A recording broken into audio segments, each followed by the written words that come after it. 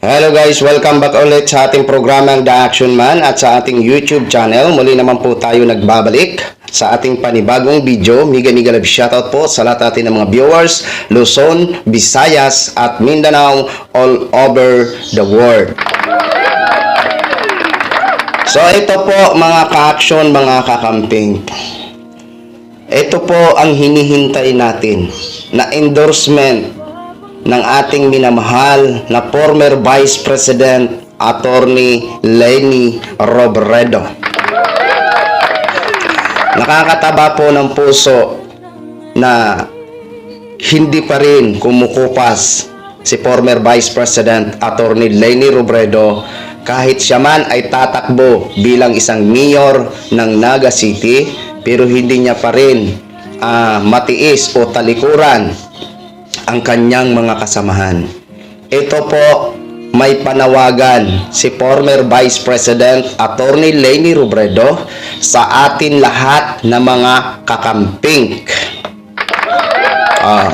Ito po ha, muli naman siyang kumbaga, hamon ito ni Attorney Leni Robredo sa ating mga kakamping, maging hindi man sa mga kakamping, okay? Hamon niya po ito. Kaya ba natin ang kanyang hamon? Okay. So ito po mga ka-action, pakinggan muna natin ang kanyang panawagan ha, ang kanyang endorsement.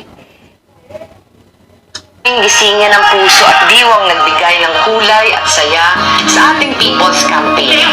Ang tunay at makabuluhang pagbabago ay nagmumula sa lakas na nagkakaisang taong bayan.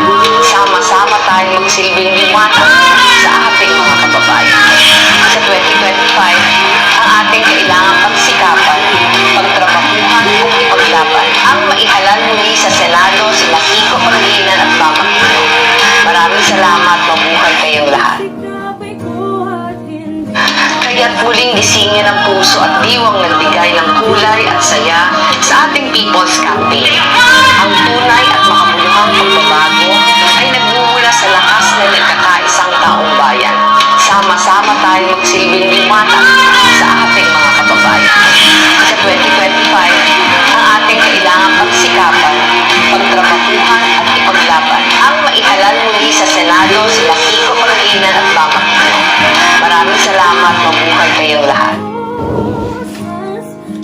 Ayun. Okay. Ayan po ang panawagan ng ating minamahal na former Vice President na si Attorney Leni Robredo. Hamon sa atin yan na mga kakamping na muli naman tayong magsikap. O ano ba itong muling magsikap? Kung ano ho ang ginawa natin kay Attorney Leni Robredo noong 2022 na nagbahay-bahay po tayo para i-endorse siya sa mga tao, sa ating mga kababayan, para ipaalam sa ating mga kababayan kung ano ang kanyang mga ginawa para makuha ang kanilang tiwala, para maniwala sila kay Attorney Leni Robredo. Kumbaga, uulitin naman natin ito sa 2025 midterm election na magbabahay-bahay, samahan sa rally na kung saan sila pupunta, kung kaya natin puntahan at suportahan ang nasabing mga rally. Okay? Yan po ang panawagan ni Attorney Leni Robredo. Kumbaga, magbo-volunteer naman tayo na gamit ang ating mga pera, sariling pera, magbo-volunteer tayo na walang pag-alinglangan at lalong walang kapalit, dahil ang hangad ho natin na mga kakamping ang magkaroon ng kasama si Senadora Risa Hontiveros para magkaroon ng kasama si Risa na kagaya niya na patas ang serbisyo sa taong bayan at walang inaatrasan kahit sino paman. Nagigits nyo po? Para sa akin, kayang-kaya ko po gawin ulit.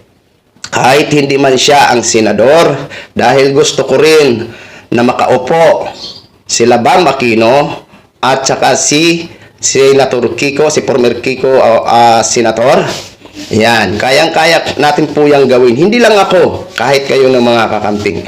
Dahil ang gusto lang naman natin dito, ang madagdagan o mapalitan. Diyan ang mga senador na wala nang ginawa. Kung hindi, puro lang bunganga.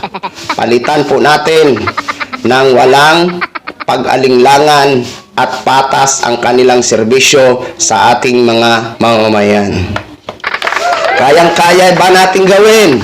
Tulad ng panawagan ni Atty. Leni Robredo, i-comment nyo lang po kung kaya nyo o ano ang masasabi nyo sa panawagan, ng ating minamahal na si Atty. Leni Robredo. Maraming salamat po, okay?